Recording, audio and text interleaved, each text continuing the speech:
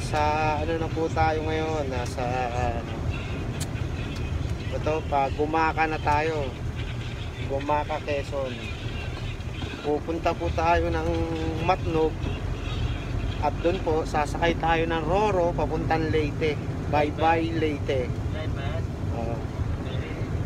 Yan po oh, ang tsurang ganda oh. Kaso lang hindi namin alam kung pwede mag swimming dyan o pwede manghuli ng isda.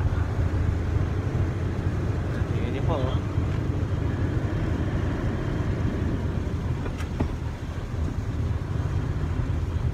Ano po nangyari dito? Ba't po ganun? Yan oh. Ano bang mapipindot ko? Yan po tayo. Yan tayo ngayon. Po tayo ngayon oh. Ay, punta po tayo Leyte. Saan? Nino? Ano, wala na yung itsura ng bundok. Nagbabiyahe kami na.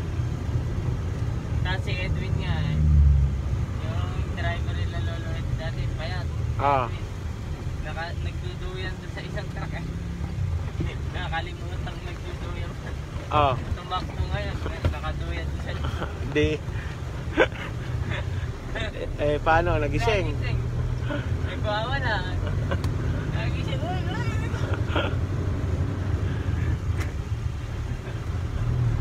Oh.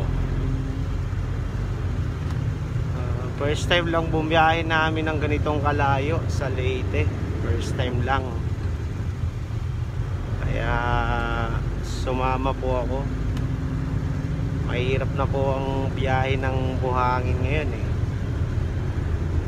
Ay kay Sir Mark Ponce.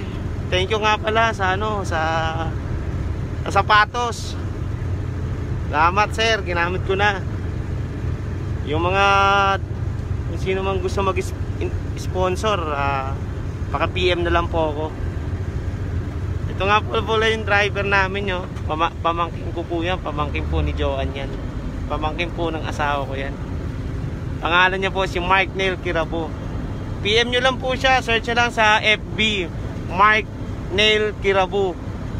Opo, pag kailangan nyo po ng driver, siya po, search nyo lang, PM nyo lang mga sir.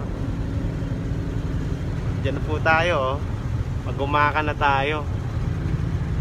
Medyo mula dito hanggang sa pier ng Matnog 9 hours pa po namin tatakbuhin. From then sasakay po ng Roro, siguro 1 oras daw pong biyahe yun. So mga ano pa siguro from ano bang lugar yon yung bawag saan natin doon? Bye-bye lady. Hindi, yung unang pagsakay natin ng Roro. Matnog, di ba? Pagbaba natin, anong unang bahay ng ano yon? Alin siguro, sa Alin. Alin, oo. Pagbaba po ba namin ng Roro, siguro another 9 hours na naman po siguro yun, or 12 hours. Hindi ko po sure, hindi ko pa po na ano kay Google Maps eh. Medyo mahina po signal dito mga katropa. Ayan. Yan po tayo, no? Siguro itong balikang biyahe na to mga isang buwan walang uwian to. Siguro dito na kami magpapasko sa Leyte. Mag-aantay pa kami ng backload para ano. Galit ni Ate Jo. Dito Jo. Tropa, maglolobat ha. Charge lang muna. Pinakita ko lang yung ganda ng Quezon. O maya magpapalit lang ako ng GoPro na camera. Ano lang to eh, Oppo 99 lang yung gamit ko eh. O sige tropa, thank you. Wala, nagtatago eh. Marami at ang naghahanap dito sa pahinanti ko. Ito oh, tatago oh. May pinagtataguan to eh. Hindi, nilalamig. Sobrang Ah. lamig po. Kaya lang, paano ba patayin yung live na to? Wala na akong ano eh. Ayun pala, yun. O, sige, sige.